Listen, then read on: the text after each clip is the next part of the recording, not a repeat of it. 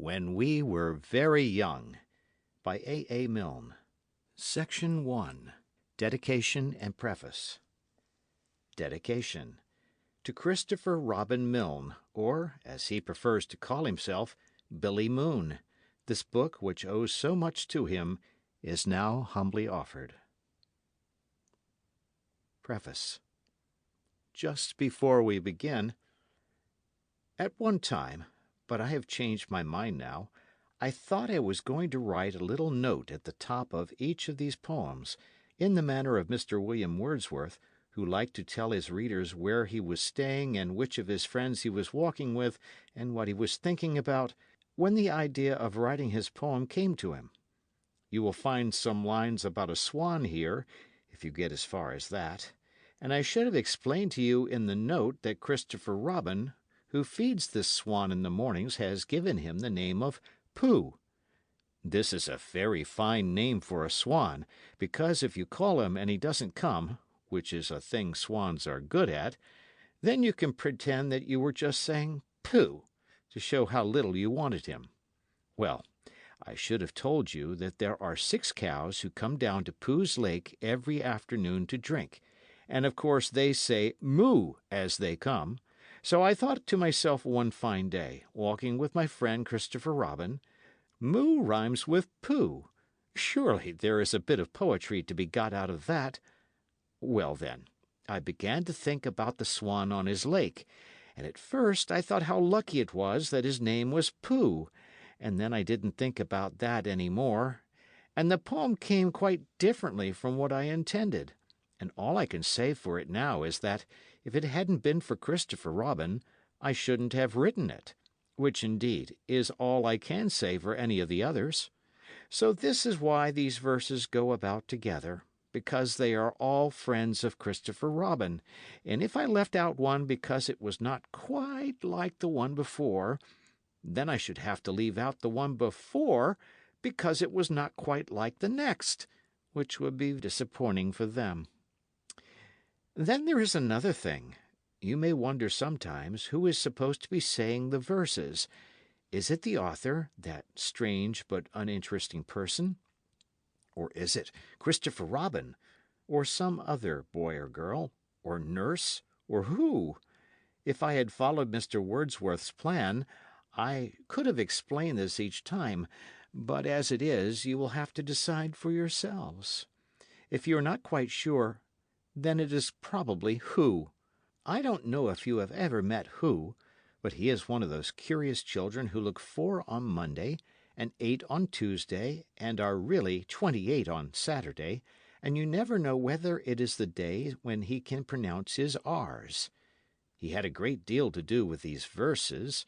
In fact, you might almost say that this book is entirely the unaided work of Christopher Robin, Who, and Mr. Shepard, who drew the pictures. They have said thank you politely to each other several times, and now they say it to you for taking them into your house. Thank you so much for asking us. We've come. Signed, A. Milne. End of dedication and preface.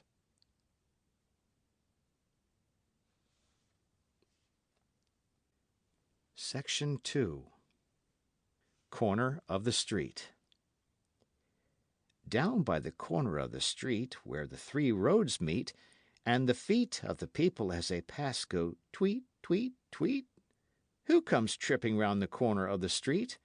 1 pair of shoes which are nurses, 1 pair of slippers which are Percy's, tweet, tweet, tweet. Buckingham Palace. They're changing guard at Buckingham Palace. Christopher Robin went down with Alice. Alice is marrying one of the guard. A soldier's life is terrible hard, says Alice. They're changing guard at Buckingham Palace. Christopher Robin went down with Alice. We saw a guard in a sentry box. One of the sergeants looks after their socks, says Alice. They're changing guard at Buckingham Palace. Christopher Robin went down with Alice. We looked for the king, but he never came. Well, God take care of him, all the same, says Alice. They're changing guard at Buckingham Palace. Christopher Robin went down with Alice. They've great big parties inside the grounds. I wouldn't be king for £100, says Alice. They're changing guard at Buckingham Palace. Christopher Robin went down with Alice. A face looked out, but it wasn't the king's. He's much too busy assigning things, says Alice. They're changing guard at Buckingham Palace. Christopher Robin went down with Alice. Do you think the king knows all about me? Sure to, dear, but it's time for tea, says Alice. Happiness. John had great big waterproof boots on. John had a great big waterproof hat. John had a great big waterproof mackintosh. And that, said John, is that. The Christening. What shall I call my dear little dormouse? His eyes are small, but his tail is enormous. I sometimes call him Terrible John, 'cause his tail goes on and on and on. And I sometimes call him Terrible Jack, 'cause his tail goes on to the end of his back. And I sometimes call him Terrible James, 'cause he says he likes me calling him names. But I think I shall call him Jim, 'cause I am so fond of him.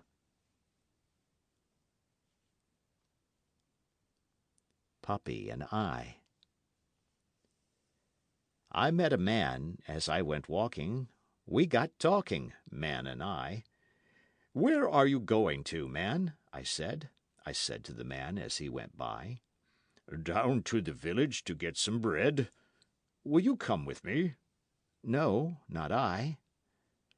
I met a horse as I went walking. We got talking, horse and I. Where are you going to, horse, today? I said to the horse as he went by. Down to the village to get some hay. Will you come with me? No, not I. I met a woman as I went walking. We got talking, woman and I. Where are you going to, woman, so early? I said to the woman as she went by. Down to the village to get some barley. Will you come with me? No, not I. I met some rabbits as I went walking. We got talking, rabbits and I. Where are you going in your brown fur coats? I said to the rabbits as they went by. Down to the village to get us some oats. Will you come with us? No, not I.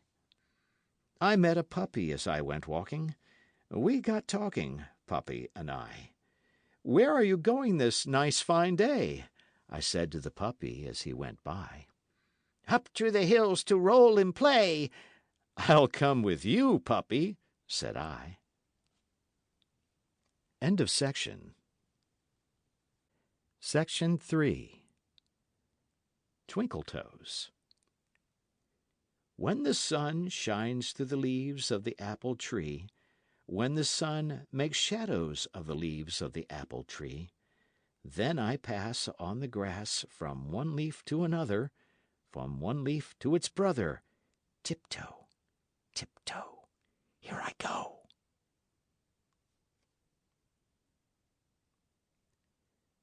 The Four Friends.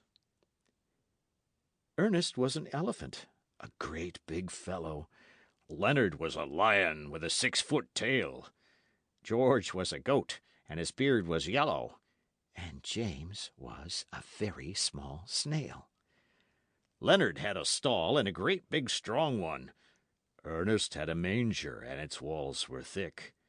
George found a pen, but I think it was the wrong one. And James sat down on a brick. Ernest started trumpeting and cracked his manger.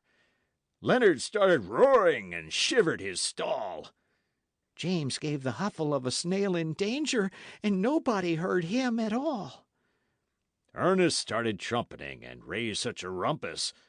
Leonard started roaring and trying to kick. James went on a journey with a goat's new compass, and he reached the end of his brick. Ernest was an elephant and very well intentioned. Leonard was a lion with a brave new tail. George was a goat, as I think I have mentioned. But James was only a snail.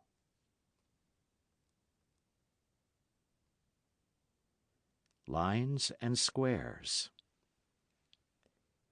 Whenever I walk in a London street, I'm ever so careful to watch my feet, and I keep in the squares, and the masses of bears who wait at the corners all ready to eat the sillies who tread on the lines of the street go back to their lairs. And I say to them, "Bears, just look how I'm walking in all of the squares." And the little bears growl to each other, "He's mine," as soon as he's silly and steps on a line. And some of the bigger bears try to pretend that they came round the corner to look for a friend. And they try to pretend that nobody cares whether you walk on the lines or squares, but only the sillies believe their talk. It's ever so 'portant how you walk. And it's ever so jolly to call out, "Bears, just watch me walking in all the squares."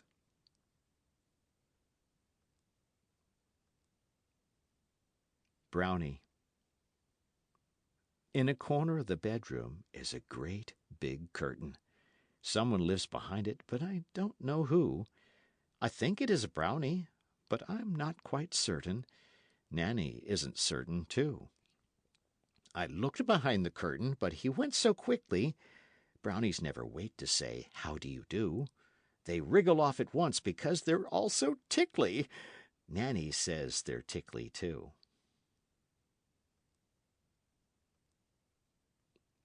Independence. I never did, I never did, I never did like. Now take care, dear. I never did, I never did, I never did want hold my hand. I never did, I never did, I never did think much of not up there, dear. It's no good saying it. They don't understand. Section 4. Nursery chairs. One of the chairs is South America. One of the chairs is a ship at sea. One is a cage for a great big lion, and one is a chair for me. The first chair. When I go up the Amazon, I stop at night and fire a gun to call my faithful band. And Indians in twos and threes come silently between the trees and wait for me to land. And if I do not want to play with any Indians today, I simply wave my hand, and then they turn and go away. They always understand. The second chair. I'm a great big lion in my cage, and I often frighten Nanny with a roar. Then I hold her very tight and tell her not to be so frightened, and she doesn't be so frightened any more. The third chair. When I am in my ship, I see the other ships go sailing by. A sailor leans and calls to me as his ship goes sailing by. Across the sea he leans to me, above the winds I hear him cry, "Is this the way to round the world?" he calls as he goes by. The fourth chair.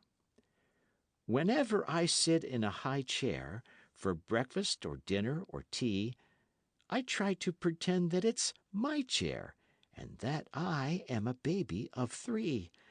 Shall I go off to South America? Shall I put out in my ship to sea? Or get in my cage and be lions and tigers? Or shall I be only me?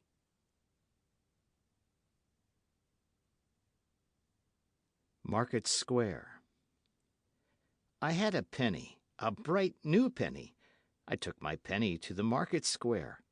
I wanted a rabbit, a little brown rabbit, and I looked for a rabbit most everywhere. For I went to the stall where they sold sweet lavender. Only a penny for a bunch of lavender. "Have you got a rabbit? 'Cause I don't want lavender." But they hadn't got a rabbit, not anywhere there. I had a penny, and I had another penny. I took my pennies to the market square. I did want a rabbit, a little baby rabbit, and I looked for rabbits most everywhere. And I went to the stall where they sold fresh mackerel. "Now then, tuppence for a fresh caught mackerel." "Have you got a rabbit? 'Cause I don't like mackerel." But they hadn't got a rabbit, not anywhere there. I found a sixpence, a little white sixpence. I took it in my hand to the market square. I was buying my rabbit, I do like rabbits, and I looked for my rabbit most everywhere. So I went to the stall where they sold fine saucepans. Walk up, sixpence for a saucepan." "Could I have a rabbit? 'Cause we've got 2 saucepans." But they hadn't got a rabbit, not anywhere there. I had nuffin'. No, I hadn't got nuffin', so I didn't go down to the market square. But I walked on the common, the old gold common, and I saw little rabbits most everywhere. So I'm sorry for the people who sell fine saucepans. I'm sorry for the people who sell fresh mackerel. I'm sorry for the people who sell sweet lavender, 'cause they haven't got a rabbit, not anywhere there.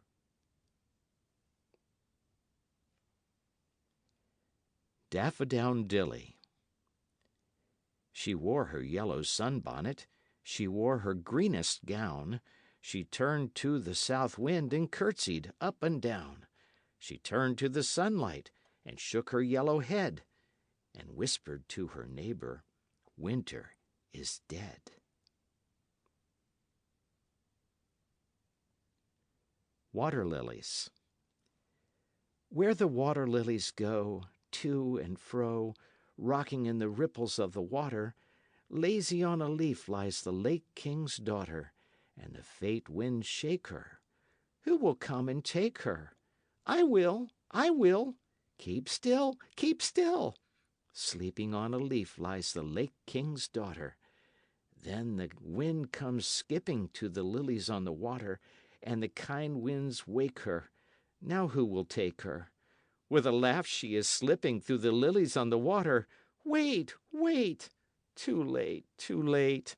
Only the water lilies go to and fro, dipping, dipping to the ripples of the water. Disobedience. James Morrison Weatherby George Dupree took great care of his mother, though he was only 3. James said to his mother, "Mother," he said he, "you must never go down to the end of the town if you don't go down with me." James Morrison's mother put on a golden gown. James Morrison's mother drove to the end of the town. James Morrison's mother said to herself, said she, "I can get right down to the end of the town and be back in time for tea." King John put up a notice, "Lost or stolen or strayed. James Morrison's mother seems to have been mislaid. Last seen wandering vaguely, quite of her own accord. She tried to get down to the end of the town. 40 shillings reward." James Morrison, commonly known as Jim, told his other relations not to go blaming him. James said to his mother, "Mother," he said he, "you must never go down to the end of the town without consulting me." James Morrison's mother hasn't been heard of since. King John said he was sorry, and so did the Queen and Prince. King John, somebody told me, said to a man he knew, "If people go down to the end of the town, well, what can anyone do?" Now then, very softly, JMMWG to P took great care of his mother, though he was only 3. J said to his mother, "Mother," he said he, "you must never go down to the end of the town if you don't go down with me." Section 5. Spring Morning. Where am I going? I don't quite know. Down to the stream where the kingcups grow? Up on the hill where the pine trees blow? Anywhere, anywhere, I don't know. Where am I going? The clouds sail by. Little ones, baby ones, over the sky. Where am I going? The shadows pass. Little ones, baby ones, over the grass. If you were a cloud and sailed up there, you'd sail on water as blue as air. And you'd see me here in the fields and say, "Doesn't the sky look green today?" Where am I going? The high rooks call. It's awful fun to be born at all. Where am I going? The ringdoves coo. We do have beautiful things to do. If you were a bird and lived on high, you'd lean on the wind when the wind came by. You'd say to the wind when it took you away, "That's where I wanted to go today." Where am I going? I don't quite know. What does it matter where people go? Down to the wood where the bluebells grow? Anywhere, anywhere, I don't know. The Island. If I had a ship, I'd sail my ship. I'd sail my ship through eastern seas, down to a beach where the slow waves thunder, the green curls over and the white falls under. Boom, boom, boom, on the sun-bright sand. Then I'd leave my ship and I'd land and climb the steep white sand, and climb to the trees, the 6 dark trees, the coconut trees on the cliff's green crown. Hands and knees to the coconut trees, face to the cliff as the stones patter down. Up, up, up, staggering, stumbling, round the corner where the rock is crumbling, round this shoulder, over this boulder, up to the top where the 6 trees stand.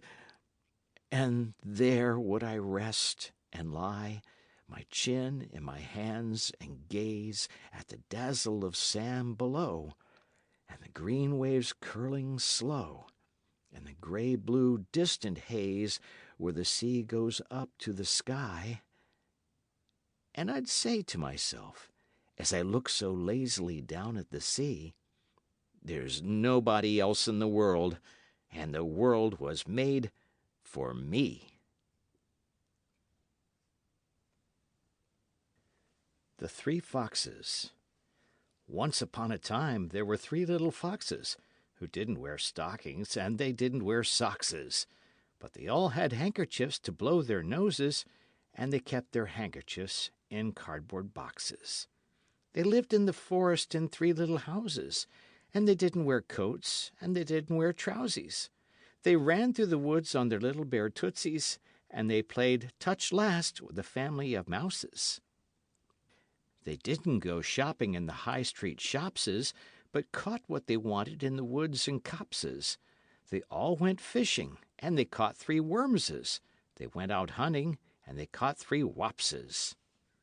They went to a fair, and they all won prizes, 3 plum puddingses and 3 mince pieses. They rode on elephants and swang on swingses, and hit 3 coconuts at coconut shises. That's all that I know of the 3 little foxes who kept their handkerchiefs in cardboard boxes. They lived in the forest in 3 little houses, but they didn't wear coats and they didn't wear trousers, and they didn't wear stockings and they didn't wear sockses.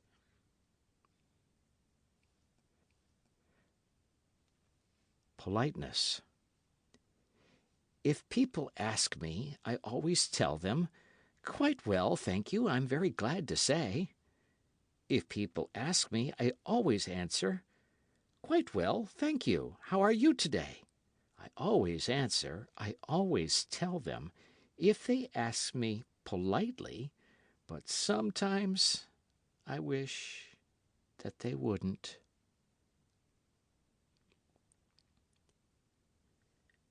Jonathan Joe.